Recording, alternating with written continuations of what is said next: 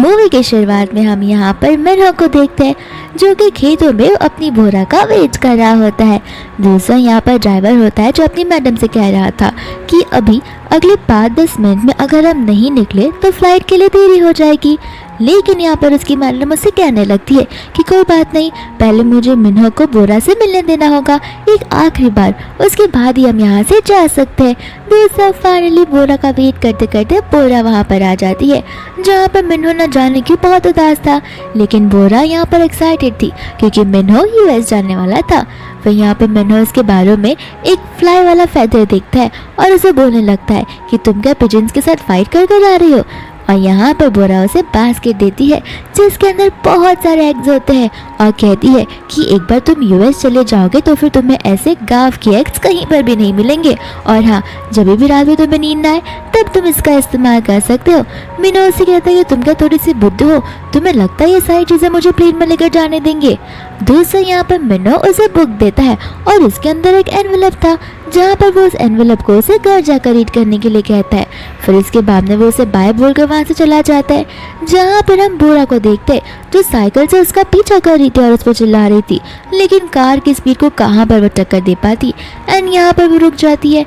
लेकिन यहाँ पर हम एकदम आगे बढ़ जाते हैं और हम सीधा बोरा की वेडिंग में आ जाते हैं जहाँ पर बोरा बहुत ब्यूटीफुली रेडी हुई थी। एंड यहाँ पर वो सोचने लगती है कि यहाँ पर तो मिन्हो को बिलीव ही नहीं होगा कि बचपन से लेके अब तक मैंने सिर्फ उसकी शादी के साथ ही अपने सपने देखे हैं। एंड यहाँ पर वो सोचने लगती है, लेकिन पीछे से यहाँ पर एक आंटी आती है, उसे कहती है कि तुम कौन से इमोशनल ड्रामा कर रहे हो, कपड़े उतारो यहाँ पर क्योंकि तुम्हारी रियल लाइफ में शादी नहीं हो रही, कल तुम्हें बस शादी में अच्छी सी एक्टिंग करनी है वाइफ बनने की, जहाँ पर अगर एक्टिंग अच्छे से गई तभी मैं तुम्हें 5 मिलियन दूंगी, लेकिन अगर तुम्हारी वजह से कोई भी चीज़ बिगड़ी तो अपने 5 मिलियन भूल जाना। यहाँ पर बोरा से प्रॉमिस करती है कि आपको एक्टिंग की चिंता करने की कोई ज़रूरत नहीं है, सारा का सारा वेडिंग एकदम स्मूथली जाने वाला है। फिर यहाँ पर वो सोचने लगती है कि मुझे मिन्हो से मिलते हुए कितने साल हो गए, लेकिन न जाने वो वापस आएगा तो कैसा दिखता होगा, क्या पता उसकी सच में कोई न्यू गर्लफ्रेंड बन गई हो, तब मेरा क्या होगा।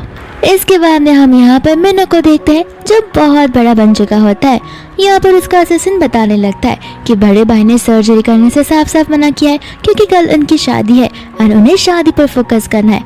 दूसरा हम यहाँ पर उसके बड़े भाई को देखते हैं जहाँ पर उसकी ग्रैंडमा उसे समझा रही होती है कि तुम्हारे ग्रैंडपा ने शादी तब करवाई थी जब वो गुजर चुके थे और अब तो उनको गुजरे हुए कितने साल हो गए, तुम शादी को लेकर क्यों जिद कर रहे हो, इससे अच्छा है तुम अपनी सर्जरी करवा दो। लेकिन यहाँ पर वो साफ साफ मना कर देता है। फिर मिन्हो यहाँ पर सबको प्रिपरेशन करने के लिए बोलता है और कहता है कि मेरा बड़ा भाई आज ही सर्जरी करके रहेगा। यहाँ पर ग्रैंडमा मिन्हो को देखकर बहुत खुश हो जाती है और कहने लगती है कि अपने बड़े भाई जाओ को कुछ तो समझाओ, ये मेरी बात सुनने के लिए रेडी नहीं है। मिन्हो कहता है ग्रैंडमा अब मैं आ चुका हूँ, आपको टेंशन लेने की कोई ज़रूरत नहीं है। यहाँ पर वो अपने बड़े जाओ से कहने लगता है कि देखो भाई, मैं तुम्हें कह रहा हूँ शादी तो आए दिन होती रहेगी, सबसे ज़्यादा इम्पोर्टेंट बात यह है कि तुम्हारी सर्जरी हो, और रही बात ग्रैंडपा के वादे की तो वो मैं पूरा कर दूंगा। ऑफ कोर्स ये बात है कि उसकी फैमिली ने अभी तक अपने ग्रूम को नहीं देखा होगा, तो फिर तुम्हारे बदले मैं शादी कर लूंगा। मिन्हो यहाँ पर उसे साफ मना कर देता है, लेकिन जाओ यहाँ पर उसे कहने लगता है कि तुमने उस लड़की को कभी भी नहीं देखा है तो तुम उसके साथ अचानक से कैसे शादी कर सकते हो। मिन्हो उसे कहने लगता है कि उसकी टेंशन मत लो, डिवोर्स नाम की भी कोई चीज़ होती है, एक बार वेडिंग को हो जाने दो, उसके बाद मैं उससे डिवोर्स ले लूँगा, फिर तो वादा भी पूरा हो जाएगा। यहाँ पर मिन्हो को ये आइडिया अच्छा लगता है। फिर बाद में उसे कहता है कि मुझे फिलहाल कुछ इंपॉर्टेंट काम है तो पहले मैं वो काम कर कर आता हूँ, और इतना बोलकर वो वहाँ से चला जाता है। जहाँ पर ग्रैंडमा कॉल लगा लेती है अपने असिस्टेंट को और वेडिंग की प्रिपरेशन जारी रखने के लिए कहती है। बस उसे इतना बता देती है कि ग्रूम जो है वो चेंज हो गया है, तो फिर मैरिज सर्टिफिकेट और कार्ड पर जिसका भी नाम होगा वो सिर्फ और सिर्फ मिन्हो को होगा, तो डिटेल्स अच्छे से डालना। इसके बाद में हम यहाँ पर मिया को देखते हैं जहाँ पर वो अपने डैड के साथ बात कर रही होती है और बोरा उसकी बातें सुन रही थी। मिया यहाँ पर डैड से कहने लगती कि डैड अब टेंशन मत लो, बोरा को लग रहा है कि ये सारी चीज़ें एक एक्टिंग है, लेकिन ये एक्टिंग नहीं है, वह सचमुच उस व्हील चेयर वाले लड़के के साथ शादी करेगी जहाँ पर हमें पैसे मिलेंगे और वो सारे पैसे हम रख लेंगे। यहाँ पर बोरा गुस्से में आकर उसे चिल्लाने लगती है और कहती है तुम्हें समझ भी आ रहा है तुम मेरी लाइफ के साथ खिलवाड़ कर रही हो। मिया यहाँ पर उसे कहने लगती कहती है कि तो तुम्हें क्यों लगता है तुम्हें गाँव से इतने दूर हम यहाँ पर स्पेशली तुम्हारी सेवा करने के लिए आएंगे? ऑब्वियस सी बात है तुम्हें हमारा काम करना ही होगा। लेकिन यहाँ पर बोरा अपना काम करने से मना कर देती है। मियाँ कहते कि ठीक है चली जाओ, लेकिन अपने 5 मिलियन नहीं भूल जाना। बोरा कहते कि कोई बात नहीं, मुझे अपने 5 मिलियन की नहीं अपनी लाइफ की पड़ी है। और यहाँ से वो जाने लगती है जहाँ पर मियाँ उसे ज़बरदस्ती रोकने की कोशिश कर रही थी। लेकिन बोरा यहाँ पे अपना निडल निकालती है और निडल निकालते ही वो उसके नेक पर लगा देती है, जहाँ पर मियाँ की सारी बॉडी फ्रीज हो जाती है और वो हिल भी नहीं पा रही थी। वो बोरा को कहती है कि तुमने ये क्या कर दिया। बोरा बोलते कि वही जो फिलहाल तुम्हारे ऊपर करने की ज़रूरत थी, और अब तुम फ्रीज हो चुकी हो तो मैं यहाँ पर मुक्त होके जा सकती हूँ। अब मुझे तुम्हारे शैडो में रहने की कोई ज़रूरत नहीं है।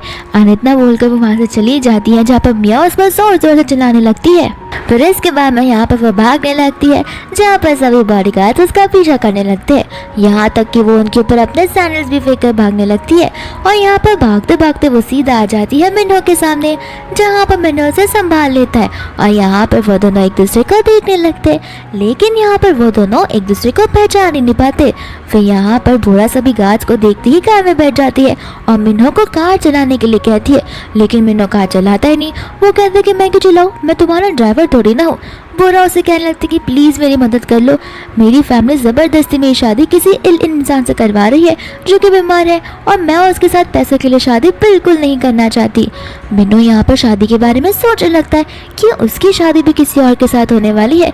फिर यहाँ पर उसे कहती कि प्लीज़ मेरी मदद कर दो, आखिर एक फ्रेंड का मदद करता है ना, मैं भी तुम्हारी हेल्प कर दूंगी। और ये लाइन सुनते ही मिन्हो को सीधा स्कूल की लड़की की याद आने लगती है, जहाँ पर उसकी स्कूल की फ्रेंड जो थी उसने सेम लाइन कहा था। लेकिन यहाँ पर उसे अपने स्कूल फ्रेंड की फेस का याद बिल्कुल भी नहीं होता। एंड यहाँ पर उसका सर अचानक से पेन करने लगता है। एंड यहाँ पर वो उसे उसकी आइडेंटिटी पूछने लगता है। तो फिर बोरा अपना नाम बताती है, लेकिन उसका नाम जानने के बाद भी उसे पास्ट की बातें याद नहीं आती और उसका सर दुखने लगता है। फिर बाद में वो कार चला देता है, जहाँ पर बॉडीगार्ड्स उसका पीछा नहीं कर पाते और बोरा उसे थैंक यू कहने लगती है। इतने में उसे कॉल आ जाता है उसके असिस्टेंट का, जो कि मिन्हो को शादी के बारे में पूछ रहा था और कह रहा था कि शादी की शुरुआत होने वाली है, आप कहाँ पर हो। मिन्हो कहता था कि इमरजेंसी काम से मुझे यहाँ से जाना पड़ा, तो फिर तुम सारी चीज़ें देख लो और शादी को पोस्टपोन कर दो, जो भी कंपेंसेशन होगा वो फैमिली के बैंक में डाल दूंगा। यहाँ पर बोरा उसकी बातें सुन लेती है और उसे कहती कि क्यों, आज तुम्हारी भी शादी थी। फिर वो बताने लगती कि देखा आज मेरी भी शादी थी और तुम्हारी भी शादी थी, तो भगवान ने हम दोनों को एक साथ इसलिए मिलाया ताकि हमें शादी से एस्केप कर सके। फिर यहाँ पर तो वो उसकी बातों में आ ही नहीं रहा था, तो बोरा उसे कहने लगती कि ठीक है अब टाइम आ गया, तुम मुझे यहाँ पर ड्रॉप कर सकते हो और मेरी हेल्प करने के लिए बहुत बहुत शुक्रिया। तुम चाहो तो मेरी क्लिनिक में आ सकते हो, मैं तुम्हें फ्री चेकअप करवा कर दूंगी और तुम्हें फ्री में ठीक भी कर दूंगी। ये सुनकर यहाँ पर मिन्हो अपनी गाड़ी रोक देता है एंड यहाँ पर वो उसे उसी बीच रास्ते में उतरने के लिए कहता है। बोरा को उसकी बातों पर यकीन नहीं होता और उसे कहता है कि अभी के अभी नीचे उतर जाओ। बोरा के पैर पूरे के पूरे सूज गए होते हैं, यहाँ तक कि उसमें से खून भी आ रहा होता है। बोरा कार से निकल कर कहने लगती है कि मुझे तो लगा था कि रिच लोग बहुत दयालु होते हैं, लेकिन इतने भी नहीं। फिर यहाँ पर दूसरी ओर मिन्हो घर चला जाता है, जहाँ पर उसकी ग्रैंडमा बहुत गुस्से में होती है और उसके ऊपर पिलो फेंक कर बोलने लगती है कि मुझे लगा ही था कि तुम शादी की बात को लेकर मजाक कर रहे रहोगे। जितने कॉन्फिडेंस के साथ तुमने शादी की बात को कहा था, मुझे पक्का यकीन हो गया था कि तुम उस दिन वहाँ से भाग जाओगे। यहाँ पर मिन्हो से कहने लगता है कि ग्रैंडमा एक छोटी सी वेडिंग जो तो थी, हम कभी भी उसे कर सकते हैं। ग्रैंडमा यहाँ पर से कहने लगती है कि अगर यहाँ पर जाओ ठीक नहीं होता तो फिर मैं तो तुम्हें बिल्कुल नहीं छोड़ती। और यहाँ पर वो उसे उसका मैरिज सर्टिफिकेट देने लगती है और कहती है कि मैंने यंग मास्टर से पूछ कर देखा था, यानी कि एक सेंट से, तो फिर उन्होंने मुझे यही बात कही थी कि तुम दोनों तो हेवन के बने हुए मैच हो। यहाँ पर ये खुश हो जाता है और सोचने लगता है कि ऐसा कौन सा मैच आपने मेरे लिए ढूंढ निकाला है जो कि हेवन से बना हुआ है, ज़रा मैं भी तो देखूं। एंड यहाँ पर वेडिंग में फ़ोटो देखने वाला था कि उसका असिस्टेंट आके उसे चीज़ों के बारे में बताने लगता है, लेकिन यहाँ पर वो फिर बाद में उस फोटो को नहीं देख पाता और ग्रैंडमा के पास चला जाता है और कहता है अपनी पास्ट लाइफ के बारे में कि मुझे यहाँ तक याद है कि मैं किसी तरह स्कूल में था, लेकिन उससे बाद से मुझे कुछ भी नहीं याद आ रहा और उस वजह से मेरा सर दुखे जा रहा है। उससे ग्रैंडमा से कहने लगती कि हाँ वो तुम्हारी पास्ट लाइफ थी जहाँ पर तुम्हारी मॉम ने बड़ी मेहनत करके तुम्हें अब्रॉड भेजा था अपने स्कूल के लिए, लेकिन यहाँ पर तुम एक एक्सीडेंट में आ गए थे, इस वजह से तुम्हारे भाई की ये हाल है, लेकिन तुम बच चुके हो। अगर तुम पास्ट लाइफ के बारे में ना सोचो तो ही तुम्हारे लिए बेहतर होगा, वरना आए दिन तुम्हें नाइटमेयर्स आते जाएंगे। यहाँ पर जाओ यहाँ पर मिन्हो सोचने लगता है कि अगर मैं उस सपने वाली लड़की को ढूंढ लूँ तो फिर क्या पता मेरी सारी पहेलियाँ सुलझ जाए। और यहाँ पर वो उसे ढूंढने का तय कर लेता है। इसके बाद में वो वहाँ से चला जाता है, जहाँ पर जाते जाते ग्रैंडमा उसे कह देती है कि भले तुमने उन्हें कंपेंसेशन पे कर दिया है, लेकिन यहाँ पर हमारी डिसरिस्पेक्ट होगी, तो मैं चाहती हूँ कि कल जाकर तुम उसकी फैमिली में गिफ्ट देकर आओ और साथ साथ यहाँ की बहू को भी घर लेकर आओ। और यहाँ पर वो उसे अपना वेडिंग सर्टिफिकेट देके चला जाता है। यहाँ पर मैं ग्रैंडमा से पूछती है कि मैं क्या ये जाकर मास्टर को दे आओ। ग्रैंडमा कहती है कोई बात नहीं, कल वो खुद ब खुद ही अपनी बहू को घर लेकर आ जाएगा, तब मैं उन दोनों को अपना अपना वेडिंग सर्टिफिकेट दे दूंगी। एंड यहाँ पर वेडिंग सर्टिफिकेट खोलती है, जिसमें फोटो किसी और का नहीं बल्कि मिन्हो और बोरा का होता है। और यहाँ पर मिन्हो को बोरा के बारे में कुछ पता नहीं होता। यहाँ पर ग्रैंडमा हमें बताने लगती है कि हॉरोस्कोप के अकॉर्डिंग बोरा और मिन्हो की जो कुंडली है एकदम परफेक्ट मैच खाती है, जहाँ पर मुझे फ्यूचर में बहुत ब्राइट ग्रैंडसन मिलने वाला है। इसके बाद में हम यहाँ पर कई सारे गुंडों को देखते हैं जो कि एक क्लिनिक के अंदर घुस जाते हैं, और वो क्लिनिक किसी और का नहीं बल्कि बोराइयों का होता है। एंड यहाँ पर वो लोग बोरा की क्लिनिक पे सारी तोड़फोड़ मचाने लगते हैं। बोरा उन्हें ऐसा करने से मना करती है, तो वो गुंडा कहने लगता है कि तुम्हारे इतने सारे लोन पड़े हुए, तुम हमें पैसा दे दो तो हम यहाँ की एक भी चीज़ को नहीं छुएंगे। लेकिन यहाँ पर बोरा के पास पैसे नहीं होते, और वो उसे कहते हैं कि ये सब मारपीट करने के बदले हम बातों से भी बात कर सकते हैं। लेकिन यहाँ पर वो गुंडा उसकी एक बात नहीं सुनता। बट इतने में यहाँ पर मिया आ जाती है, जो उन गुंडों को रोकने लगती है और कहती है कि बस 5 लाख की बात है ना, तो वो 5 लाख मैं तुम्हें देती हूँ। फिर यहाँ पर वो उन्हें 5 लाख का चेक दे देती है। तो वो चेक लेने के बाद वो सभी लोग वहाँ चले जाते हैं। बोरा यहाँ पर मिया से पूछने लगती है कि आखिर ये कौन सी चाल तुम मेरे साथ चल रही हो। मिया कहते कि मैं तो बस तुम्हारी मदद करने की कोशिश कर रही हूँ। इसके बाद में यहाँ पर बोरा उसे देखने लगती है और कहती है कि तुम्हारे चेहरे की मुस्कुराहट को देख के मुझे ऐसा लगता है कि जैसे कल की वेडिंग वाला प्रॉब्लम रिजॉल्व हो चुका है। मिया कहने लगती कि हाँ, जैसा तुम सोच रहे हो ठीक वैसा ही हुआ है। कल की वेडिंग कैंसिल हो चुकी थी, लेकिन तुम्हारा जो नाम और सिग्नेचर और फोटो है वो वेडिंग सर्टिफिकेट पर आ चुका है। ये बात सुनते ही बोरा को गुस्सा आ जाता है, जहाँ पर बोरा उसे मारने वाली थी। तो फिर मिया कहते कि रुको, कि सारी बात सुनने के बाद तुम मुझे मार डालना। देखो, ये जो शादी है वो मेरी मर्जी से भी नहीं हो रही है। ये शादी ग्रैंडपा फिक्स करके गए थे अपने बेस्ट फ्रेंड ग्रैंडपा वाले के साथ में, जहाँ पर हमें ना चाहते हुए भी ये शादी को करना पड़ेगा। और रही बात तुम्हारे क्लिनिक की, तो इसका जितना भी लोन या डेब्ट होगा वो सब कुछ हम पे कर देंगे। और तुम तो ये नहीं चाहोगी कि तुम्हारे ग्रैंडपा का बना हुआ क्लिनिक कोई ऐसे ही तोड़ फोड़ कर चले जाए, तो फिर तुम्हें यहाँ पर काम करना ही होगा। फिर यहाँ पर वो अपना और ग्रैंडपा का तस्वीर देखने लगती है और सोचने लगती है कि अगर मुझे ग्रैंडपा का क्लिनिक बचाना है और उनकी रखी हुई बातों को रखना है, तो मुझे वहाँ पर जाना ही होगा, जैसा कि मुझे मिया ने उनके घर पर रहने के लिए कहा है। फिर दूसरे हम यहाँ पर मिन्हो और जाओ को देखते हैं, जो कि उसी क्लिनिक में डॉक्टर से मिलने आ गए होते हैं, डॉक्टर बोरा से। एंड यहाँ पर वो डॉक्टर की तरफ बढ़ने लगता है, तो फिर वो बोरा का फेस देख लेता है और कहता है कि तुम इसी ओल्ड चाइनीज डॉक्टर के बारे में बात कर रहे थे।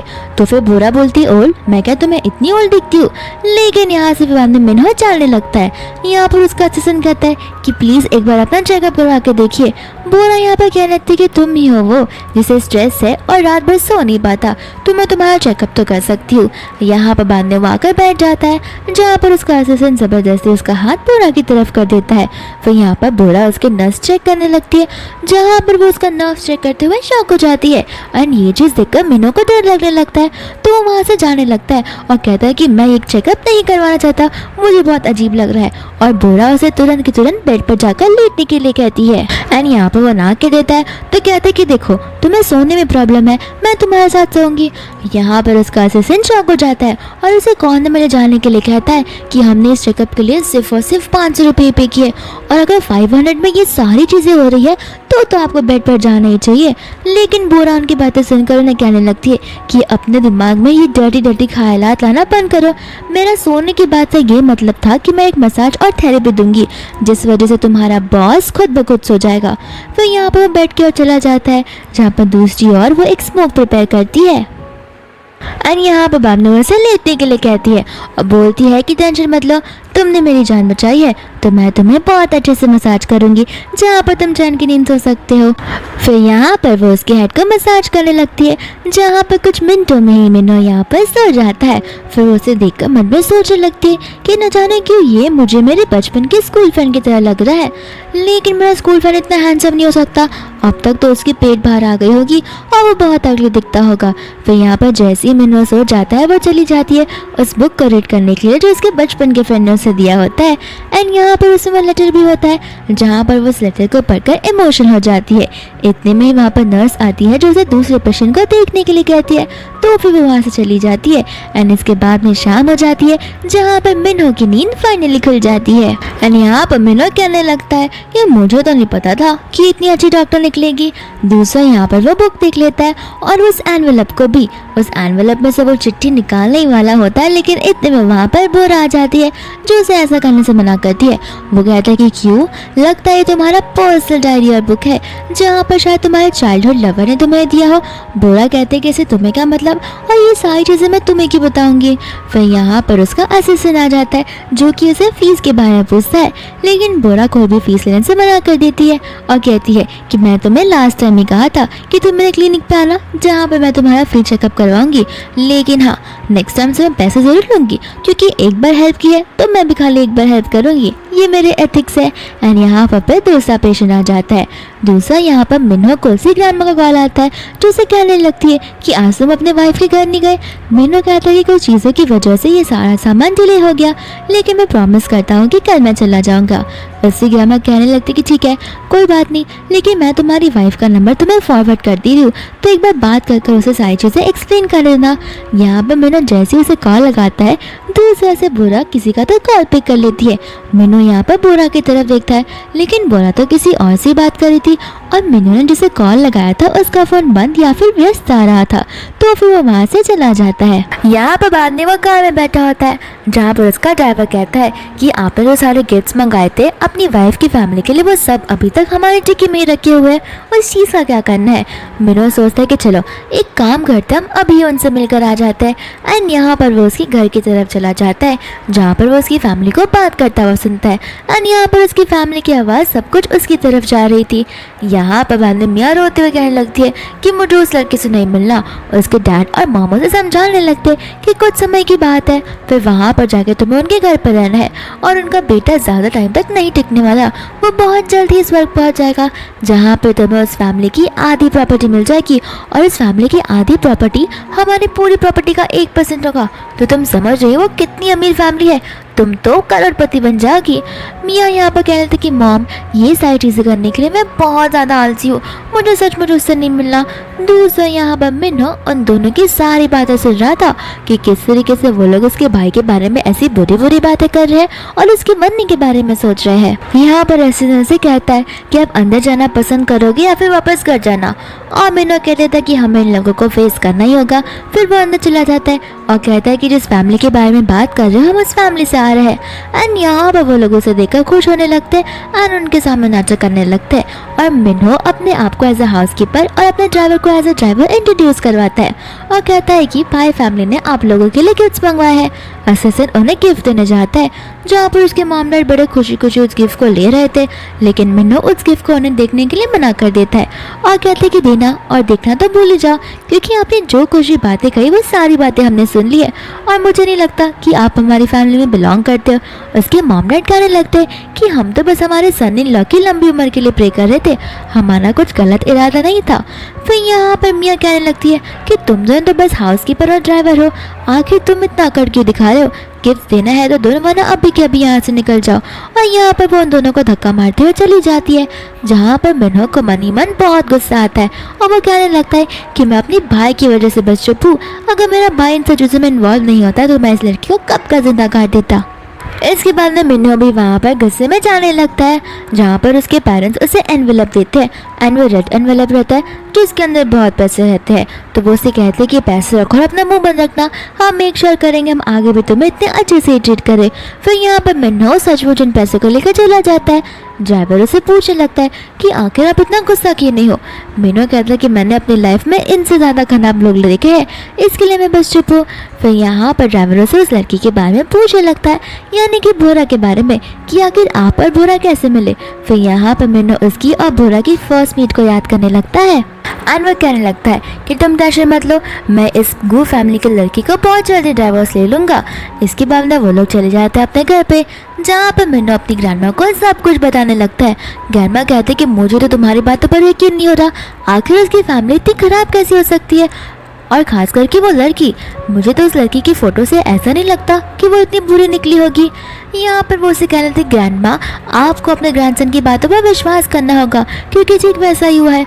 अगर आपको यकीन नहीं है तो फिर कोई बात नहीं, मत करिए मेरी बातों पर विश्वास, आगे जाके आपको रिग्रेट होगा। वो जाने लगता है और जाते जाता अपनी ग्रैंडमा से कह देता है कि देखना, मैं भी आपको एक बात समझा रहा हूँ कि आप अपनी आइडेंटिटी छुपा कर जाइए और मेरी आइडेंटिटी उन्हें बताइएगा मत। और हाँ, देखना फिर वो लोग आपको कैसे ट्रीट करते हैं, तब जाकर आपको समझ आएगा।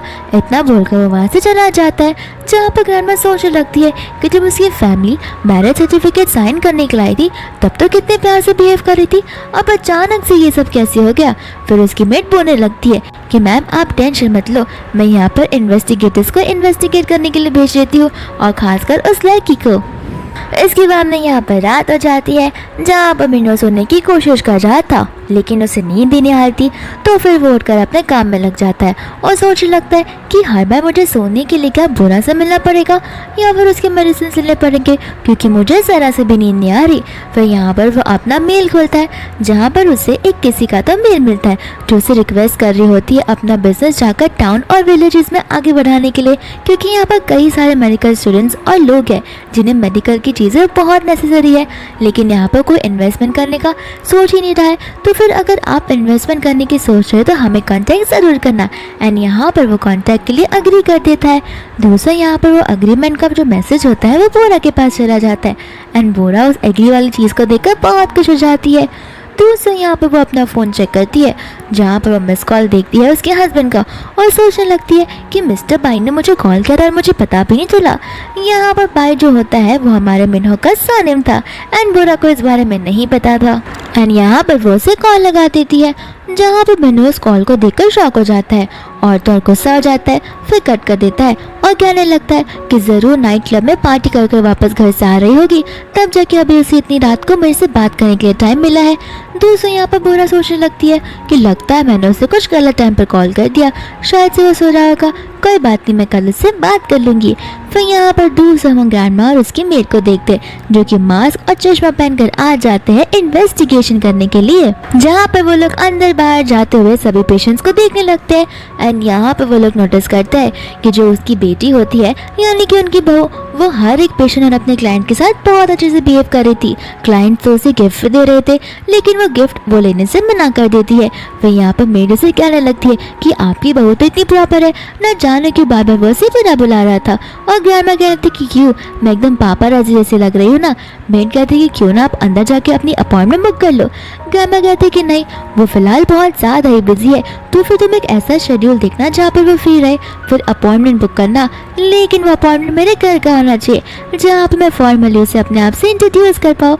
इतना बोलकर वो लोग वहाँ से चले जाते हैं एंड ग्रैंडमा यहाँ पर घर पर आकर जाओ को सारी बातें बताने लगती है। तो फिर जाओ से पूछता है कि आखिर वो यहाँ पर कब आ रही है, तो वो उसे अपने प्लान के बारे में समझाने लगती है और कहती है कि मैंने जूही को कह दिया है अपॉइंटमेंट करने के लिए और वो जल्दी उसे लेकर यहाँ पर आ जाएगी। और उसी टाइम पर वहाँ पर आ जाती है हमारी बोरा मेड के साथ में, जहाँ पर मेड उन्हें बोरा को अंदर आने के लिए कहती है। और यहाँ पर तो वो ग्रैंडमा को पहले से जानती थी, तो वो ग्रैंडमा से उस वेडिंग वाले दिन के लिए माफ़ी मांगने लगती है, लेकिन यहाँ पर ग्रैंडमा से माफ़ी मांगने से मना करती है। फिर यहाँ पर अपने सून टू बी हस्बैंड को भी माफ़ी मांगती है। वो उसे कहने लगती है कि आखिर तुम जाओ को कि अपने फियांसे बना रही हो। बोरा यहाँ पर कहने लगती है कि आखिर यही तो मेरे होने वाले हस्बैंड थे। तो उससे ग्रैंडमा उसकी जो मिसअंडरस्टैंडिंग है वो क्लियर करने लगती है और बोलती कि नहीं, सर्जरी के एक दिन पहले उसका भाई वहाँ पर आ गया था, जहाँ पर मैंने वेडिंग उसके भाई के साथ स्विच कर दी थी एंड हमने ये बात तुम्हारी फैमिली को भी बताई थी, क्या फैमिली ने तुम्हें ये बात नहीं बताई। एंड यहाँ पर बोरा बाद में कंफ्यूज हो जाती है कि मेरी शादी असल में इसके छोटे भाई के साथ हुई है, ना कि इसके साथ में। फिर यहाँ पर गामा कहने लगती है कि मेरे शोल्डर्स में कुछ ज़्यादा ही पेन कर रहा है। तो फिर यहाँ पर वो उनके शोल्डर्स में मसाज करने लगती है। दूसरा यहाँ पर आ जाता है मिन्हो, जहाँ पर अचानक से बोरा को कॉल आ जाता है। तो फिर वो कॉल पिक करने के लिए साइड में चली जाती है और तो यहाँ पर मिन्हो को भी कॉल आ जाता है। जहाँ पर मिन्हो कॉल पर ही था, बोरा यहाँ पर ग्रैंडमा को कहने लगती है कि मुझे माफ़ कर देना, इमरजेंसी के चक्कर में मुझे यहाँ से जाना पड़ेगा, क्योंकि एक ग्रैंडमा है जो बहुत टाइम बाद वहाँ पर आई है और उन्हें एक सीरियस सर्जरी की ज़रूरत है, तो मुझे यहाँ से जाना पड़ेगा। और वो वहाँ से चली जाती है। तब जाकर मिन्हो का कॉल एंड होता है और मिन्हो पूछने लगता है कि आखिर कौन थी वो जो इतना भाग भाग कर यहाँ से गई है। ग्रैंडमा कहने लगती है कि लगता है तुम अपनी वाइफ को भी नहीं पहचानते। तो फिर मिन्हो कहता है कि वही मैं सोचूं, इतनी ईवल वाली एनर्जी मुझे कहाँ से आ रही थी। फिर यहाँ पर ग्रैंडमा उसे कहने लगती है कि मैं उस बच्चे से मिल चुकी हूँ और वो बहुत अच्छी है। तो फिर उसे कहने लगता है कि नहीं नहीं। जाओ कहता है कि शायद से तुमसे कोई मिसअंडरस्टैंडिंग हो गई होगी। मिन्हो कहता है कि बिल्कुल नहीं, मैंने अपनी आंखों से और अपने कानों से सारी देखी और सुनी है और मैं अपनी कानों और आंखों पर बहुत अच्छे से विश्वास करता हूँ। ग्रैंडमा कहने लगती है कि ठीक है, कोई बात नहीं, ये तुम्हारी सोच है। मिन्हो बोलता है कि मैं आपको बता रहा हूँ, वो एकदम फॉक्स जैसी है, हो सकता है वो आप सभी के सामने बस एक्टिंग कर रही हो और आप लोगों को कुछ पता भी ना हो। फिर यहाँ पर वो ग्रैंडमा को बताने लगता है कि मुझे फाइनली एक डॉक्टर मिल गई है जो मेरी सिकनेस को क्योर कर सकती है। एंड यहाँ पर वो उसके बारे में बताने लगता है और कहता है कि मैं भी आपको एक दिन उनकी क्लिनिक में ले चलूँगा। दूसरा यहाँ पर ग्रैंडमा से पूछते है कि तुम्हें डर नहीं है कि तुम्हारे भाई जाओ को तुम्हारी वाइफ पसंद आने लगेगी। मिन्हो यहाँ पर कहता है कि मुझे मेरे भाई पर पूरा भरोसा है, उसे ऐसी लड़कियाँ बिल्कुल पसंद नहीं आएगी। मुझे उस लड़की से कुछ प्रॉब्लम तो नहीं थी, लेकिन जब उसने मेरे भाई को डिसरिस्पेक्ट किया तब से मुझे प्रॉब्लम आने लगी, इसलिए मैं ये शादी से नफरत करता हूँ। इसके बाद में यहाँ पर हम देखते हैं बोरा को, जो कि अपने क्लिनिक पे होती है। एंड वहाँ पर मिस्टर वैंग आ जाते हैं जो कि उस प्लेस को ओन करते हैं और बोरा हर महीने उन्हें रेंट पे किया करती थी। मिस्टर वैंग यहाँ पर गाते हुए आते, बोरा यहाँ पर समझ जाती है कि ये बंदा पैसों के लिए यहाँ पर आया है। तो बोरा उसे साफ साफ कह देती है कि लास्ट टाइम के जितने भी ड्यूज बचे थे वो सब मैंने आपको पे कर दिया है। वैंग बोलता है कि ठीक है, मैं वो बात करने नहीं आया हूँ, मैं तो यहाँ पर रेंट इंक्रीज करने की बात कर रहा हूँ। बोरा कहने लगती है कि ठीक है, जितना इंटरेस्ट होगा और मार्केट रेट चल रहा होगा उसके अकॉर्डिंग आप रेंट को बढ़ा सकते हो। लेकिन यहाँ पर वैंग कहने लगता है कि नहीं नहीं, मैं तुम्हारे ऊपर इतना दया नहीं खा सकता, मैं चाहता हूँ कि तुम्हारी जो मंथली सैलरी होगी उसमें से तुम मुझे 65% दे देना। लेकिन यहाँ पर बोरा उसे साफ साफ मना कर देती है। तो वैंग कहता है कि ठीक है, अगर तुम राजी नहीं हो तो 3 दिन के अंदर अंदर ये क्लिनिक को खाली कर देना। ये चीज़ बोरा सुनकर शॉक हो जाती है और उसे कहने लगती है कि आखिर आप ऐसा कैसे कर सकते हो, मैं यहाँ पर कितने सारे लोगों को ट्रीटमेंट देती हूँ और वो भी इतने कम पैसों में, और आप मुझे अगर यहाँ से भेज दोगे तो उन लोगों का ट्रीटमेंट कौन करेगा। वैंग कहने लगता है कि अगर इतनी तकलीफ है तो फिर मेरा रेट बढ़ा दो या फिर यहाँ से चली जाओ और अपने घर पर अपना शॉप ओपन कर लेना। इतने में ही वहाँ पर मिन्हो आ जाता है और कहने लगता है कि किसकी इतनी हिम्मत है जो इस क्लिनिक को बंद करवाने की कोशिश कर रहा है। फिर यहाँ पर वैंग बोलने लगता है कि तुम कौन होते हो मुझे यहाँ से निकालने वाले, तुम्हें पता भी इस प्रॉपर्टी का ऑनर कौन है, पाई फैमिली इस प्रॉपर्टी को बिलोंग करती है। तो वो कहने लगता है कि पाई फैमिली, मुझे लगता है कि तुम्हें मेरी आइडेंटिटी के बारे में नहीं पता है। एंड यहाँ पर वैंग कहता है कि तुम जो भी हो तुम पाई फैमिली से ऊपर थोड़ी ना रहोगे।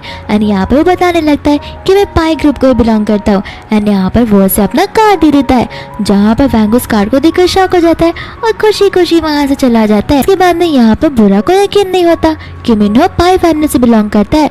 तो वो उसे पूछने लगती है। मिन्हो कहता है कि कौन सी पाई फैमिली, मुझे नहीं पता। तो बोरा कहते हैं कि अभी अभी तो तुमने उसे बिजनेस कार्ड दिया। तो फिर मेरा कहना था कि क्या पता, वो बिजनेस कार्ड तो मैंने रास्ते से उठाया था, तो फिर मैं नाटक कर रहा था और मैंने वो बिजनेस कार्ड उसे दे भी दिया जहाँ पर उसे लगा कि वही मेरा बिजनेस कार्ड होगा। तो फिर यहाँ पर वो समझ जाती है कि तुम तो बड़े चालाक निकले, तुम लोगों को कितना आसानी से उल्लू बना देते हो। लेकिन कोई बात नहीं, आज तुमने मेरी हेल्प की है तो फिर आज की विजिट भी मैं माफ़ करती हूँ। मिन्हो यहाँ पर कहने लगता है कि आज मैं यहाँ पर सोने के लिए नहीं बल्कि मेडिसिन लेने के लिए आया हूँ, क्योंकि रात के टाइम में मुझे नींद नहीं आती और अगर ऐसा रहा तो मुझे लगता है पूरा दिन तुम्हारे क्लिनिक में ही रहना होगा सोने के लिए। यहाँ पर बाद में मिन्हो आसपास की चीज़ों को देखने लगता है, जहाँ पर एक बहुत ही ज़्यादा शार्प धागा होता है जिस वजह से उसकी उंगली कट जाती है। तो दूसरा यहाँ पर बोरा अपना सामान लेकर आ जाती है, लेकिन फिर यहाँ पर वो उसकी उंगली पर लगी हुई चोट को देखती है और फटाक से कहती है कि चलो हमें इसे ठीक करना होगा वरना तुम्हें इन्फेक्शन फैल सकता है। फिर यहाँ पर वो उसे मेडिसिन लगाने लगती है। जहाँ पर मिनो सिर्फ और सिर्फ बोरा को देख रहा था और उसे देखते देखते सोचने लगता है कि न जाने क्यों ये मुझे बहुत ज़्यादा क्लोज लगती है अपने आप से, और जब भी मैं इसके साथ रहता हूँ मुझे बहुत अच्छा लगता है। तो यहाँ पर जब उसे बैंडेज लगा देती है तो वो लोग एक दूसरे को देखने लगते हैं एंड यहाँ पर उनकी जो क्लोजनेस होती है वो कुछ ज़्यादा ही बढ़ जाती है। फिर यहाँ पर दोनों एम्बेरस भी फील करने लगते हैं एंड बोरा जाते जाते उससे अपना नंबर एक्सचेंज कर लेती है। लेकिन नंबर एक्सचेंज करने के बाद भी ये लोग एक दूसरे को नहीं पहचानते क्योंकि उन दोनों के ये प्राइवेट नंबर्स होते हैं और दूसरा जो नंबर उनके पास होता है वो उनका पर्सनल नहीं बल्कि बिजनेस नंबर होता है। फिर दोस्त हम यहाँ पर बोरा को उसके ससुराल में देखते हैं, यानी कि जाओ के साथ में, जहाँ पर वो जाओ के पैरों की ट्रीटमेंट कर रही थी और ग्रैंडमा और उसकी बेटी यहाँ पर उसे देख के जा रही थी। फिर वो जाओ से पूछने लगती है कि क्या अब तुम्हें अपने पैरों में कुछ फील हुआ। जाओ कहने लगता कि नहीं, कुछ फील तो नहीं हुआ, लेकिन मैं यहाँ पर ब्लड फ्लो को ज़रूर फील कर सकता हूँ। ज़्यादा मुझे फील नहीं होगा लेकिन थोड़ा रिलैक्स सा लग रहा है। तो फिर यहाँ पर ग्रैंडमा खुश हो जाती है और कहती है कि देखना, रोज़ तुम इसे ट्रीटमेंट लेने लगोगे तो एक दिन ज़रूर चल लोगे।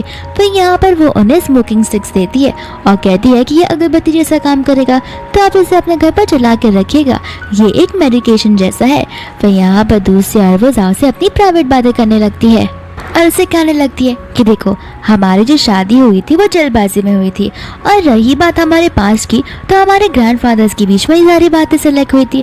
और मैं तुमसे प्रॉमिस करती हूँ कि तुम्हारे लेग का जो सेक्शन है वो होकर रहेगा और यहाँ पर मैं तुम्हारे लेग्स को हील कर दूंगी और तुम पक्का चलने लगोगे। लेकिन तुम्हें मुझे प्रॉमिस करना होगा कि जिस दिन तुम चलने लगोगे उस दिन तुम्हें मुझे डिवोर्स देना होगा। यहाँ पर जाओ को कुछ समझ नहीं आता। फिर जाओ सोचने लगता है कि हो सकता है अभी तक इससे अपना मैरिज सर्टिफिकेट ना दिखाओ और इसे पता नहीं है कि इसकी शादी मेरे साथ नहीं बल्कि मेरे भाई के साथ हुई है। यहाँ पर तो बुरा बोले ही जा रही थी और इसे कहने लगती है कि मुझे पता है ये सारी बातें सुनकर तुम शॉक हो गए हो, लेकिन मैं तुम्हारी इस चेयर पर बैठने का मजाक नहीं उड़ा रही हूँ। एक्चुअली में मुझे ये सारी लाइफ में जीना ही नहीं है और मुझे शादी से दूर भागना है। और रही बात ग्रैंडपा की, तो उन्होंने शादी फिक्स की थी लेकिन ये तो नहीं कहा था ना कि मैं डिवोर्स नहीं ले सकती। तो फिर मैं चाहती हूँ कि तुम मुझसे डिवोर्स ले लो और एक रीज़न बता दो, लेकिन हाँ मैं प्रॉमिस करती हूँ कि मैं तुमसे एक पैसा भी नहीं दूंगी। जाओ यहाँ पर पूछा कि सचमुच तुम एक पैसा भी नहीं लोगी। यहाँ पर कहती कि हाँ, इस मैरिज से छुटकारा पाना ही मेरा मेन मोटिव है क्योंकि मेरे इन फ्यूचर बहुत सारे गोल्स है। यहाँ पर ज़्यादा सोचने लगता है कि मैं उसे अपने भाई के बारे में बताऊँ या फिर नहीं। फिर वो उसे अपने भाई का नाम बता देता है, जहाँ पर बुरा को उसका नाम कुछ अपने फ्रेंड के जैसा लगने लगता है और वो उसे पूछती है कि क्या वो वॉरियर स्कूल से ग्रेजुएट हुआ है। लेकिन यहाँ पर जा ना कह देता है और बोलता है कि नहीं, तो वह तो अब्रॉड से पढ़ा हुआ है। फिर यहाँ पर वह सोचने लगती है कि न जाने क्यों हर किसी लड़के में मैं अपने स्कूल फ्रेंड को ढूंढती रहती हूँ। हर टाइम थोड़ी ना पॉसिबल है कि वो इतना जल्दी चाइना आ गया होगा। एंड यहाँ पर वो उसे डिवोर्स वाली बात वापस से याद दिलाकर वहाँ से चली जाती है। इसके बाद में जा यहाँ पर मिन्हो को कॉल लगा लेता है। मिन्हो उससे कहता है कि अगर आप अभी भी चाहते हो कि मैं अपनी वाइफ से मिलूँ तो मैं आपको अभी बोल रहा हूँ कि मैं उससे नहीं मिलने वाला। जा यहाँ पर उसे कहता है कि मुझे और तुम्हारी ग्रैंडपा को वो बहुत अच्छी लगती है और तुम्हारी ग्रैंडमा को भी, तो एक बार प्लीज़ यहाँ पर आकर उसे मिलकर चले जाओ। मिन्हो कहता है कि देखो, मैंने आपसे पहले ही कहा वो मुझे फॉक्स जैसी लगती है, आपको वो उल्लू बना सकती है लेकिन मुझे नहीं। इतना बोलकर वो कॉल कर देता है। यहाँ पर इसके बाद में ग्रैंडमा आ जाती है तो जहाँ से कहने लगती है कि मुझे तो लगता है मिन्हो की आंखें टूट गई है, देखो वो कितनी अच्छी है। मैं यहाँ पर तुम्हारी बहू की फ़ोटो पूरे की पूरे हमारे यहाँ पर भिजवा दे रही हूँ, होटल्स, शॉपिंग मॉल, सब जगह, ताकि कोई भी स्टाफ उसे वहाँ पर देखे तो उसे फ्रीली सारी चीज़ें दे दे और उसे ज़्यादा मेहनत भी ना करनी पड़े। एंड यहाँ पर वो लोग उसकी फैमिली विजिट करने का बात करने लगते हैं। यहाँ पर बाद में हम मिन्हो को देखते हैं जिसे नींद ही नहीं आ रही होती। फिर यहाँ पर वह बोरा के साथ टेक्स्ट से बात करने लगता है, जहाँ पे बोरा से कहते हैं कि ठीक है, मैं तुम्हें अभी ट्रीटमेंट दे सकती हूँ लेकिन मैं यहाँ से तुम्हारे घर तक कैसे पहुँचूँगी। तो फिर यहाँ पर मिन्हो से पिक करने के लिए आ जाता है और वो उसे बाद में अपने बेडरूम में लेकर चला जाता है। बोरा यहाँ पर उसके बेडरूम में आती है तो वो सेम बुक देखती है जो कि उसके स्कूल फ्रेंडों से दिया होता है और वो मिन्हो से पूछने लगती है कि आखिर ये बुक तुम्हारे पास क्या कर रही है। मिन्हो उसे बताने लगता है कि पता नहीं, मुझे बस इस बुक को रीड करने का मन किया और शायद से ये बुक मेरी मॉम की है, हमेशा ये बुक इस बुक शेल्फ में पड़ी रहती है। यहाँ पर वो उसे कहता है कि अगर तुम्हें बुक इतनी पसंद है तो तुम ले सकती हो, लेकिन मुझे तो याद है कि ये बुक तुम्हारे पास ऑलरेडी है और वो तुम्हारे चाइल्डहुड लवर ने तुम्हें दी है। यहाँ पर वो उसे कहती है कि बातें बनाना बंद करो और जाकर चेंज कर आ जाओ, वरना हमें और देरी हो जाएगी, फिर तुम्हें नींद भी नहीं आएगी। एंड यहाँ पर वो चेंज कर आ जाता है जहाँ पर बोरा उसे मसाज देने लगती है। एंड जैसे वो उसे मसाज देना शुरू करती है, यहाँ पर मिनो सो जाता है और बोरा उठ के जाने लगती है, लेकिन मिनो उसका हाथ पकड़ लेता है और उसे जाने नहीं देता। फिर बोरा को लगता है कि अगर वो ज़्यादा फोर्स यूज़ करेगी तो हो सकता है मिनो वापस से उठ जाए और वापस सोए ना। फिर यहाँ पर वो खुद ब खुद भी सो जाती है। मिनो यहाँ पर सुबह उठती है, उसे देखने लगता है और मन में सोचने लगता है कि न जाने क्यों जब भी मैं इसके साथ होता हूँ मैं हमेशा इस पर ट्रस्ट कर सकता हूँ और ऐसा लगता है कि जैसे हम बहुत पहले से एक दूसरे को जानते हो। फिर यहाँ पर से वो उठ के चला जाता है। फिर बोरा की भी नींद खुल जाती है एंड यहाँ पर वो मिनो को कुक करते हुए देख लेती है एंड मिनो से कहते हैं कि कुछ टाइम में ब्रेकफास्ट प्रिपेयर हो जाएगा। एंड यहाँ पर वो लोग ब्रेकफास्ट करने के लिए बैठ जाते हैं। फिर यहाँ पर बोरा से पूछने लगती है कि तुम्हें याद है कि जब तुम सो रहे थे तो फिर नींद में तुमने किसी वाई का नाम लिया, आखिर ये वाई कौन है? तो फिर यहाँ से बोलने लगता है कि पता नहीं, वाई शायद से मेरी वाइफ का नाम हो सकता है। वो उसे कहती कि अच्छा, लगता है तुम उससे बहुत ज़्यादा प्यार करते हो। वो कहने लगता है कि नहीं, बहुत जल्दी मेरा उसके साथ में डाइवोर्स होने वाला है। हमने यहाँ पर बोरा कहने लगता है कि डाइवोर्स? तुम्हारी शक्ल देख के तो नहीं लगता कि इतने हैंडसम फेस को रिजेक्ट कर सकता है। फिर यहाँ पर मिनो से पूछने लगता है कि ज़रा एक बात मुझे तुम ऑनेस्टली बताना, अगर जिस दिन तुम शादी से भागी थी उस दिन अगर मैं तुम्हें फटाफट मेरे साथ शादी करने के लिए बोलता तो क्या तुम मेरे साथ शादी करती? यहाँ पर बोरा से कहने लगती है कि लगता है तुम नॉवेल्स बुक बहुत रीड किया करते हो, इसलिए तुम्हें ये सारी चीज़ों का एक्सप्लेन करना है और एक्सपीरियंस भी। तो फिर मिनो कहता है कि नहीं, मैं एकदम सीरियस ऐसे पूछ रहा हूँ और बोरा से कह देती कि नहीं, मैंने शादी की बात अब तक नहीं सोची। मिनो से पूछता है कि क्या तुम उस लव लेटर वाले लड़की का वेट कर रही हो? लेकिन यहाँ पर बोरा गुस्सा आ जाती है और कहती है कि नहीं, वो लव लेटर तो बिल्कुल भी नहीं है। फिर यहाँ पर वो उसे कहती है कि सुबह सुबह तुम इतने एग्स क्यों खाते हो, और वो बताने लगता है कि एग्स को खाने के बहुत सारे बेनिफिट्स होते हैं। तो बुरा लगती है कि बिल्कुल भी नहीं, अगर वो एग्स मेरे गांव से दिए हुए हो तो बहुत बेनिफिट है। फिर यहाँ पर वो अपने गाँव का नाम ले लेती है और अपने स्कूल का भी, जहाँ पर वो नाम सुनते ही यहाँ पर न जाने क्यों मिनो के सर में बहुत तेज़ी से दर्द होने लगता है। तो फिर उससे वो लेकर कुशन पर चली जाती है एंड मिनो को इतना दर्द हो रहा था कि वो बोरा के हाथ पर काट लेता है और कैसे करके तो बोरा अपना हाथ चढ़ाती है और उसके सर में निडल घुसा देती है, जिस वजह से वो सो जाता है। फिर जैसे वो अपना निडल निकालती है, यहाँ पर वो वापस से होश में आ जाता है। फिर यहाँ पर उठने के बाद में मिनो से सॉरी बोलने लगता है।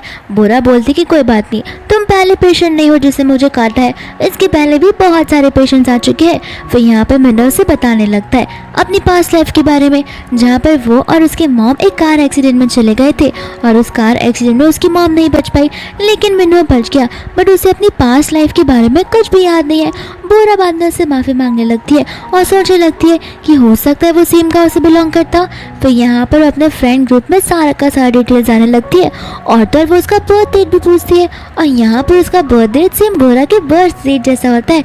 बोरा को याद आने लगता है कि मेरे स्कूल फ्रेंड का भी बर्थडे सिर्फ इसी टाइम पे आता है, हो सकता है कि बहुत सारे लोग हो जो इसी दिन बॉर्न हुए हो। फिर इतना बोलकर वो वहाँ से चली जाती है। इसके बाद में वो जा रही होती है तो उसे अपने स्कूल फ्रेंड का कॉल आ जाता है, जो उसे कहने लगती है कि मैंने तुम्हारा ग्रुप पर मैसेज देखा और मैं यहाँ पर तुम्हें उसे ढूंढने में हेल्प कर सकती हूँ।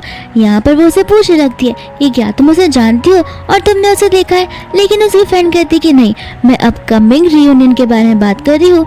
यहाँ पर बुरा बोलने लगती कि नहीं, मैं वहाँ पर नहीं आ सकती क्योंकि मेरा शेड्यूल बहुत ज़्यादा ही टाइट है। वो उसे कहती है कि देखो, अगर तुम्हें अपने फ्रेंड को ढूंढना है तो फिर वहाँ पर तो आना ही होगा, क्योंकि वहाँ पर स्कूल के सभी लोग आने वाले हैं और तुम डायरेक्टर प्रोफेसर से उसके बारे में पूछ भी सकती हो, तो तुम्हें आसानी से वो मिल भी जाएगा और उसके बारे में इंफॉर्मेशन भी। फिर यहाँ पर वो उसे प्लेस और टाइमिंग मैसेज करने के लिए कह देती है। इसके बाद में यहाँ पर वो फेयरवेल पार्टी में पहुँच जाती है, जहाँ पर उसके सामने जी आने लगता है और जी को उसके लोन के बारे में पता था। तो फिर वो उसे कहने लगता है कि मैं तुम्हारी हेल्प कर सकता हूँ अगर तुम मुझसे बैक करो तो। लेकिन यहाँ पर बुरा से कह देती है कि मुझे किसी गंदे लोगों के पास से बैक करना नहीं आता।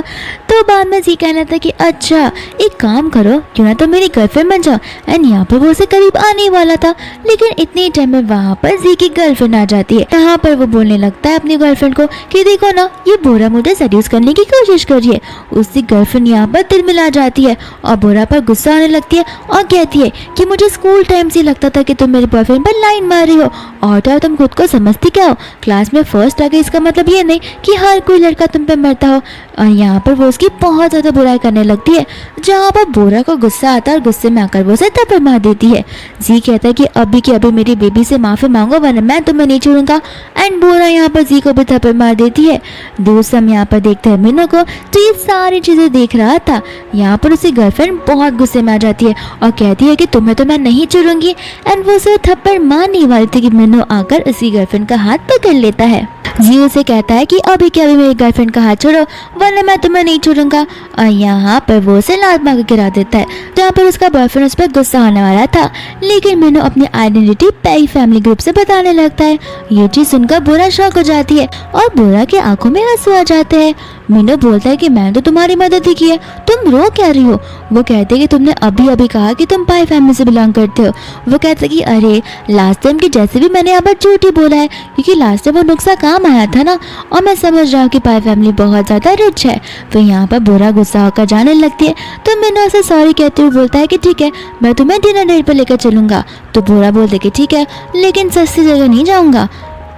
एंड इसके बाद में यहाँ पर वो लोग टेरेस पे बैठकर ड्रिंक कर रहे होते, जहाँ पर बोरा ने तो कुछ ज्यादा ही ड्रिंक कर लिया था। यहाँ पर वो दूसरा बॉटल ले नहीं जा रही थी, लेकिन मीनू उससे बॉटल छीन लेता है और यहाँ पर वो रोने का नाटक करने लगती है। मीनू को लगता है वो लव लेटर वाले इंसान ने इसे धोखा दे दिया है और वो कहीं पर तो भाग गया जहाँ से वो वापस नहीं आ रहा। फिर यहाँ पर वो पेई का नाम लेने लगती है, यानी कि अपने स्कूल फ्रेंड का नाम।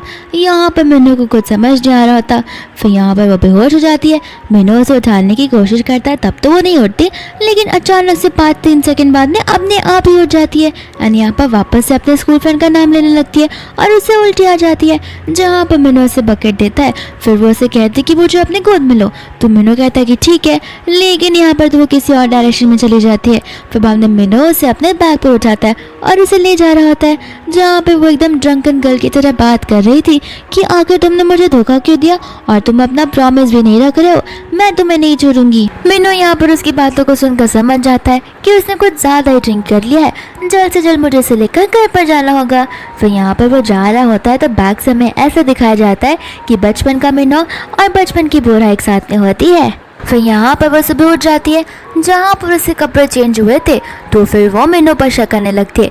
मीनू बोलता है कि मुझे इस तरीके से मत देखो, मैंने मेड से तुम्हारे कपड़े चेंज करवाने के लिए कहे थे, क्योंकि कल रात को तुमने वॉमिट किया था, और अगर तुम सोच रहे हो कि हमारे बीच कुछ हुआ होगा तो फिर भूल जाओ, मैंने तुम्हें टच तक नहीं किया है। इसके बाद में वो लोग यहाँ पर बोरा के लिए कपड़े लेने के लिए चले जाते हैं, जहाँ पर बोरा को मियाँ मिल जाती है और मियाँ उसे चिढ़ाने लगती है। तो फिर बोरा भी कुछ कम नहीं, बोरा भी यहाँ पर मियाँ को उल्टी सीधी बातें बोलने लगती है। फिर यहाँ पर मियाँ नोटिस करती है मीनू को और उसे याद आने लगता है कि ये तो यही ड्राइवर है।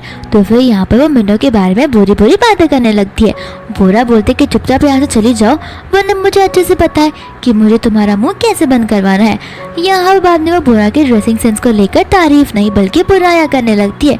मीनू कहते कि अच्छा तुमने कभी खुद का ड्रेस देखा है, सुबह के टाइम में कपड़े तो ऐसा पहन कर आई हो जैसे क्लब जा रही हो। ये सुनकर मियाँ को बिल्कुल अच्छा नहीं लग रहा और वो उसे उंगली दिखाकर उसे धमकियाँ देने लगती है, जहाँ पर बोरा गुस्से में आकर उसकी उंगली ही मरोड़ देती है। फिर पीछे से जो स्टाफ होती है वो बोरा का फेस अपने फ़ोन में देख रही थी और कह रही होती है कि ग्रैंडमा ने तो इसी का फोटो भेजा है, हमें यहाँ पर मैडम का साइड लेना ही होगा। लेकिन यहाँ पर वो लोग अपनी मैडम की आइडेंटिटी छुपा देते हैं, क्योंकि वो सोचते हैं कि अमीर लोग अक्सर अपनी आइडेंटिटी छुपा कर रखते हैं। एंड यहाँ पर वो उसे कहने लगते हैं कि आप हमारी 100 कस्टमर हो, तो फिर आपको यहाँ पर सारी चीज़ें फ्री में मिलेंगी, जो भी आपको लेनी होंगी, बस आपको आपका ID कार्ड एक बार दिखाना होगा। फिर यहाँ पर वो लोग उसका फेस और उसका नाम कंफर्म कर देते हैं और उसे ये वाला डिस्काउंट देने लगते हैं। और तो यहाँ पर वो लोग मियांग को वहाँ से जाने के लिए कहते हैं। फिर बाद में यहाँ पर बोरा शॉपिंग करने लगती है। मीनू से कहता है कि उन्होंने अभी अभी कहा कि सारी चीज़ों पर डिस्काउंट है, तो फिर तुम डिस्काउंट वाले कपड़े क्यों ले रही हो। मियाँ यहाँ पर हंसते हुए कहने लगती है कि अब मैं समझ रही हूँ, तुमने जानबूझकर इन स्टाफ के साथ में पैरअप किया होगा और बाद में तुम लोग इसके पैसे पे करोगे। तो फिर बाद में बोरा कहते कि जो समझना है समझ लो। मियाँ यहाँ पर उसे कहती है कि इस कपड़े को देखो, इसका वर्थ है 52,000, अगर हिम्मत है तो ये खरीद कर दिखाओ। लेकिन बोरा उसे साफ साफ कह देती है कि मेरा जो मन में आएगा मैं वो खरीदूंगी, आगे मैं तुम्हारे बोलने पर क्यों चलूँ। और यहाँ से वो जाने लगती है तो जानबूझ के मियाँ उसे चिपक जाती है और वो उस कपड़े को फाड़ देती है और कहती है कि चलो अब 52,000 तुम्हें पे करना ही होगा। बोरा यहाँ पर उसे कहती है कि तुम्हारा एक स्क्रू क्या ढीला है, खुद ब खुद कपड़े फाड़ रही हो और मुझे पे करने के लिए बोल रही हो। यहाँ पर बाद में वो स्टाफ्स को बुलाती है और बातें करने लगती है। स्टाफ कहते हैं कि मैडम आपको 52,000 पे करने पड़ेंगे। मियाँ कहते कि मैं क्यों पे करूँ, साफ साफ दिख रहा है कि इसने इसे फाड़ा है। स्टाफ बोलते कि मैडम यहाँ पर CCTV फुटेज लगे हुए हैं और अगर हमने उन्हें एक बार देख लिया तो फिर यहाँ पर आपको डबल प्राइस पे करना पड़ेगा, और अगर हमने ये कंप्लेन यहाँ के ओनर से कर दी तो ट्रिपल प्राइस पे करना पड़ेगा, अब आपके ऊपर है। फिर यहाँ पर गुस्से में आकर वो अपना कार्ड देती है, जहाँ पर स्टाफ उससे बुरा से माफ़ी मांगने के लिए कहते हैं लेकिन वो मना करती है। तो स्टाफ उसे CCTV की ओर इशारा करने लगता है, जहाँ पर ना चाहते हुए भी मियाँ को बुरा से माफ़ी मांगने लगता है और यहाँ पर वो गुस्से में चली जाती है। इसके बाद में यहाँ से वो लोग जाने लगते हैं, जहाँ पर मिनो बुरा को बुद्धू बुलाता है और उसे पास के अपने कॉलेज फ्रेंड के बारे में याद आने लगता है, क्योंकि ठीक इसी तरीके से एक बार जाने के पहले उसने उसे ऐसा बुलाया था। फिर यहाँ पर उसकी आंखों में आंसू आ जाते हैं, जहाँ पर मिनो डर जाता है और उसे कहता है कि मैं तुम्हें तो छुआ तक नहीं है और ना ही मारा है, तो फिर तुम रो क्यों रही हो। और यहाँ पर से वो गुस्सा होकर चली जाती है। ग्रैंडमा यहाँ पर घर पर बैठकर वीडियो गेम खेल रही होती है और उसे कॉल आ जाता है मीनू का। तो मीनू से कहने लगता है कि मैं आपको वीडियो भेजा हूँ, उस वीडियो से ध्यान से देखना कि आपकी daughter in law in real life में कैसी है। फिर यहाँ पर बाद में वीडियो गेम खेलते खेलते यहाँ पर ग्रैंडमा उस वीडियो को देखने लगती है, जहाँ पर इस वीडियो में तो बोरा का फेस नजर ही नहीं आ रहा था। और यहाँ पर वो लोग सोचने लगते हैं कि बोरा ने तो सही किया, क्योंकि वो लड़की उन्हें बुली कर रही है, लगता है मेरी बेटी की नज़र ही खराब है। इसके बाद में यहाँ पर मीना घर पर आ जाता है, तो वो अपनी ग्रैंडमा से कहता है कि देखा ना आपने वीडियो, किस तरीके से वो उसे बुली कर रही थी। उसकी ग्रैंडमा से पूछने लगती है कि मुझे तो लगता है कि कहीं तुम्हें कोई और ही पसंद है। एंड यहाँ पर मीनू को याद आने लगती है बोरा की, लेकिन वो यहाँ पर ग्रैंडमा से ना बोल देता है। उससे ग्रैंडमा समझ जाती है कि ज़रूर कोई और लड़की है और उसे ज़बरदस्ती पूछने लगती है कि तुम्हारी नई कोई फीमेल फ्रेंड तो बनी होगी ना। तो वो कहता है कि हाँ बनी तो है। और यहाँ पर ग्रैंडमा उसे एक दूसरे से इंट्रोड्यूस कराने के लिए बोलती है, जहाँ पर मीनू भी खुद कंफ्यूज हो जाता है कि उसे ऐसा करना चाहिए या फिर नहीं। तो फिर यहाँ पर ग्रैंडमा बोलने लगती है कि ठीक है जल्दी से डेट फिक्स कर लो, हम उसके लिए भी एक अच्छा सा लड़का ढूंढ लेंगे।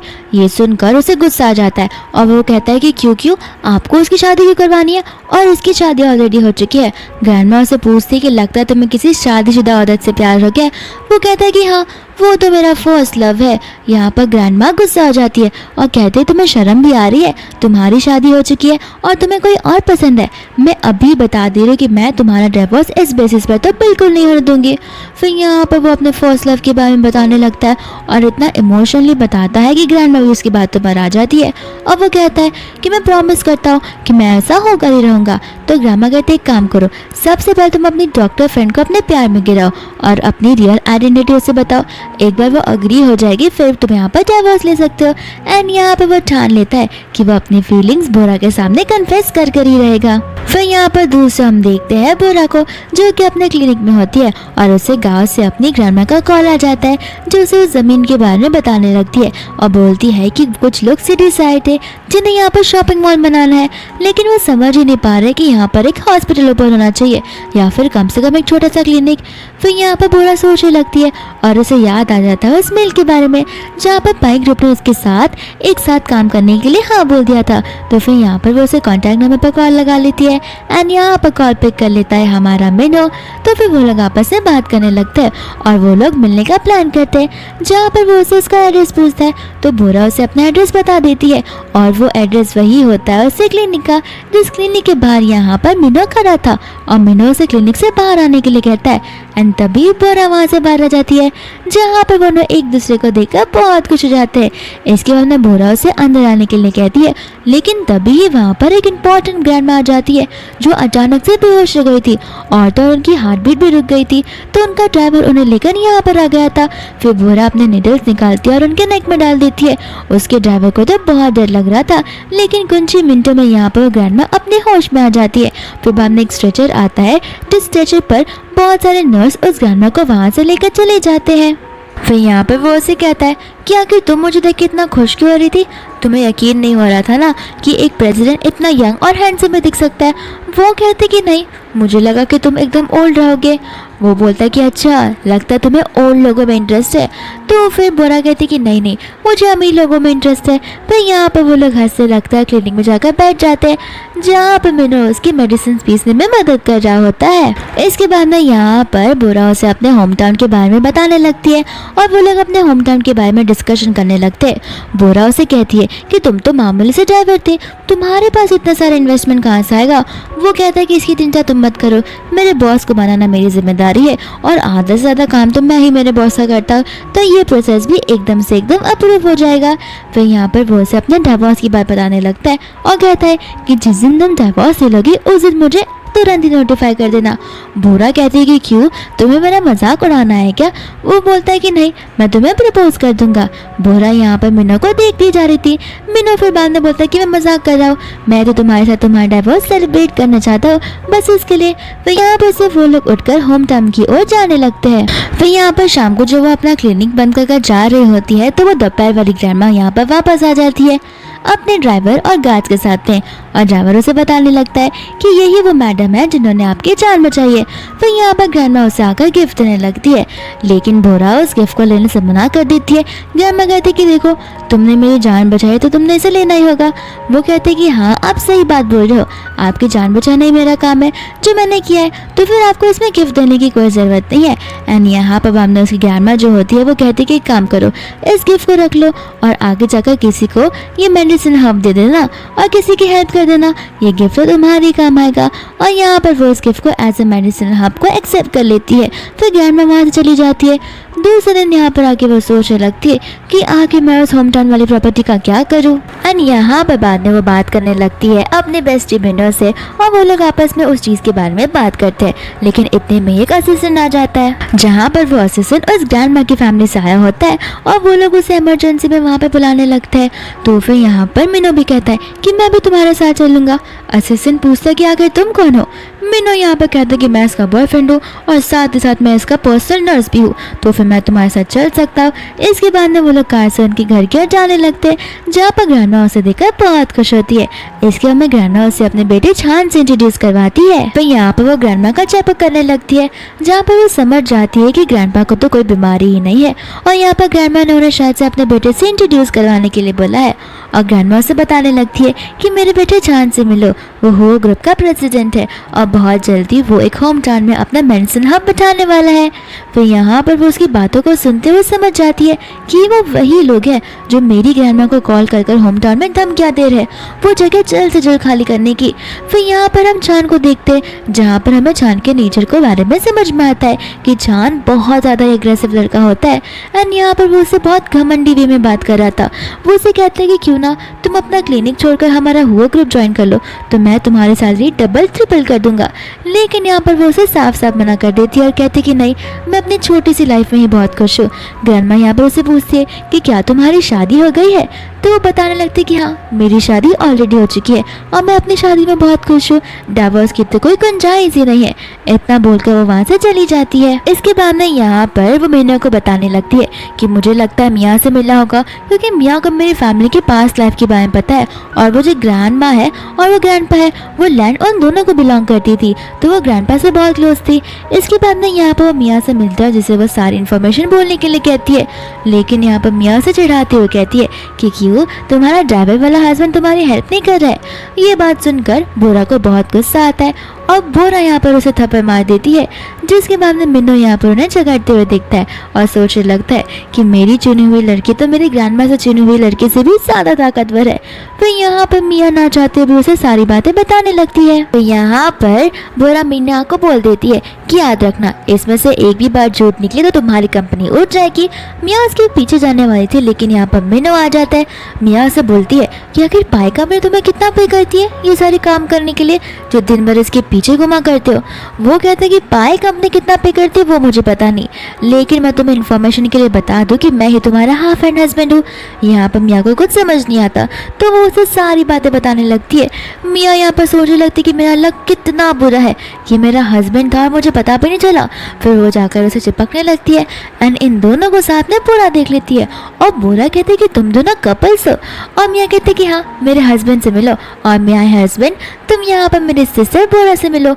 बोरा को यहाँ पर इन दोनों को साथ में देखकर बहुत गुस्सा आता है तो फिर वो वहाँ से गुस्से में निकल जाती है। इसके बाद में यहाँ पर वो उनके घर पर आ जाती है जहाँ पर वो उसके भाई को ट्रीटमेंट देने लगती है, और जैसे ही वो जाती है वहाँ पर मिनो आ जाता है। इसके बाद में बोरा कार में होती है तो वो कार अचानक से बंद हो जाती है तो फिर बोरा यहाँ पर बाहर निकल जाती है जहाँ पर तेज बारिश होने लगती है और उस बेचारे के पास में अम्ब्रेला भी नहीं होता, लेकिन यहाँ पर उसका लाइफ सेवर मिनो वहाँ पर आ जाता है अम्ब्रेला के साथ में, जहाँ पर बोरा उस पर बहुत चिल्ला रही होती है। तो मिनो कहता है कि अगर तुम मेरे साथ काम में नहीं बैठोगी तो मैं पूरा भीग जाऊंगा और मैं बीमार पड़ जाऊंगा। फिर यहाँ पर ना चाहते हुए वो कार में बैठ जाती है जहाँ पर मिनो उसे अपनी बातों में ला देता है और उसे मना देता है। इसके बाद में वो लोग अपने होम टाउन चले जाते हैं जहाँ पर वो उसकी ग्रैंडमा से भी मिलता है, लेकिन यहाँ पर कुछ समय बाद में जी कुंडो को लेकर आ जाता है और उसे वो सारी जगह खाली करवाने के लिए कहता है, लेकिन यहाँ पर मिनो आ जाता है जो उनसे झगड़ने लड़ने लगता है। इसके बाद में यहाँ पर वो लोग सारे साइट्स को विजिट करने लगते हैं जहाँ पर एक जगह जाके अचानक से उसका सर दुखने लगता है और मिनो को पास की बात याद आने लगती है। फिर उसे याद आता है कि उसका नाम ही पाई होता है एंड यहाँ पर जैसे वो उसे सच्चाई बताने वाला था दूसरी ओर से एक बड़ी सी कार आती है तो फिर वो उसे साइड में रख लेता है और उन दोनों के बीच में किस हो जाता है। इसके बाद में वो उसे कहते हैं कि मेरे साथ मजाक करना बंद करो और वो लोग दूसरी जगह चले जाते हैं जहाँ पर मिनो खड़ा होकर बोलने लगता है कि अब तो मुझे सब कुछ याद आ रहा है, मैं ही तुम्हारा फर्स्ट लव हूँ। यहाँ पर बुरा उसे वार्निंग देती है और कहती है कि अगर एक बार और तुमने मेरे साथ ये मजाक किया तो ये निडल देख रहे हो मैं तुम्हारे नेक में घुसा दूंगी, फिर लाइफ टाइम तुम यहाँ पर फ्रीज होकर खड़े रहना। फिर बाद में यहाँ पर मिनो आ जाता है घर पर जहाँ पर बोरा की ग्रैंडमा उसे उसका नाम पुकारने लगती है और मिनो को धीरे धीरे करके सारी बात समझ में आने लगती है। मिनो को लग रहा था कि ग्रैंडमा तो उसे ऐसे ही बता रही है। दूसरे यहाँ पर हो यानी कि चांद से मिलने के लिए चली जाती है बोरा और चांद यहाँ पर उसे बात तो करता है लेकिन बाद में उसके साथ में जबरदस्ती करने लगता है। बोरा यहाँ पर खुद को बचा नहीं पा रही थी लेकिन मिनो उसे बचाने के लिए आ जाता है जहाँ पर वो जो स्ट्राइक है वो लगने वाला होता है बोरा को, लेकिन मिनो बीच में आ जाता है और वहीं पर बेहोश हो जाता है। इसके बाद में वो लोग उसे हॉस्पिटल लेकर चले जाते हैं जहाँ पर मियो डर के मारे अपनी नींद खोलता है और बोरा से कहता है कि मैं मजाक नहीं कर रहा, मेरी बातों पर यकीन करो, मुझे सारी की सारी चीजें याद आ गई है। एंड वो एक एक कर बोरा को सब कुछ बताने लगता है जहाँ पर बोरा बहुत रोने लगती है एंड यहाँ पर उन्हें उन दोनों की सच्चाई पता चल जाती है। इतने में ही मियाँ वहाँ पर आती है तो फिर बोरा मियाँ पर गुस्सा कर चली जाती है एंड मियाँ बाप ने यहाँ पर बात करने लगती है मिनो से जहाँ पर मियाँ मिनो को सब कुछ बता देती है। इसके बाद में मिनो घाई घाई में अपने घर जाता है और तो यहाँ पर हम जाओ को देखते हैं। जाओ ने ग्रैंडमा को ऑलरेडी सब कुछ बता दिया होता है। फिर यहाँ पर ग्रैंडमा कहती है कि मुझे पता है तुम यहाँ पर क्यों आए हो, तुम यहाँ पर अपना मैरिज सर्टिफिकेट ढूंढने के लिए हो। फिर यहाँ पर मिनो अपना मैरिज सर्टिफिकेट मांगता है जहाँ पर ग्रैंडमा ऐसा नाटक करती है कि जैसे वो कुछ मैजिक कर रही हो और कहती है कि तुम्हारी लवर की शादी तुम्हारे साथ हो जाए और उसका फोटो यहाँ पर आ जाए। फिर वो मिनो को उसे खोलने के लिए बोलती है एंड मिनो यहाँ पर बोरा का फेस देखकर शॉक हो जाता है और बहुत खुश होता है। दूसरी बोरा होती है जो फाइनल वाले राउंड के लाई थी यानी कि जाओ का ट्रीटमेंट करने के लिए, और जाओ यहाँ पर तो खराब ही हो गया था जहाँ पर वो खुद ब खुद चलने लगा था। फिर बाद में वो उसे कहता है कि याद है तुमने एक प्रॉमिस करवाया था मुझसे। बोरा कहती है कि हाँ, बट यहाँ पर जाओ बोलने लगता है कि मुझे नहीं लगता कि मैं तुम्हारे प्रॉमिस को पूरा कर पाऊंगा। बोरा यहाँ पर नाराज हो जाती है तो फिर जाओ कहता है क्योंकि मेरी शादी तो तुम्हारे साथ हुई नहीं है। यहाँ पर ग्रैंडमा से कहती है कि रुको मैं तुम्हें अभी एक मैजिक बताती हूँ एंड वो मैरिज सर्टिफिकेट लेकर जादू करने लगती है और कहती है कि तुम्हारे लवर का फोटो यहाँ पर आ जाए। फिर वो उसे ओपन करने के लिए बोलती है जहाँ पर बोरा अपना वेडिंग सर्टिफिकेट ओपन करती है तो उसमें फोटो होता है हमारे मीनू का और ये चीज देखकर वो शॉक हो जाती है। फिर मीनू यहाँ पर शॉक है जो बोरा से कहने लगता है कि ग्रैंडमा आप बोरा को इतना क्यों सता रही हो। फिर यहाँ पर वो बोरा को सारी बात बताता है और कहता है कि बाकी की बात मैं तुम्हें बेडरूम में बताऊंगा एंड यहाँ पर वो उसे उठाकर ले जाने लगता है। फिर इसी के साथ ही मूवी यहीं पर खत्म हो जाती है।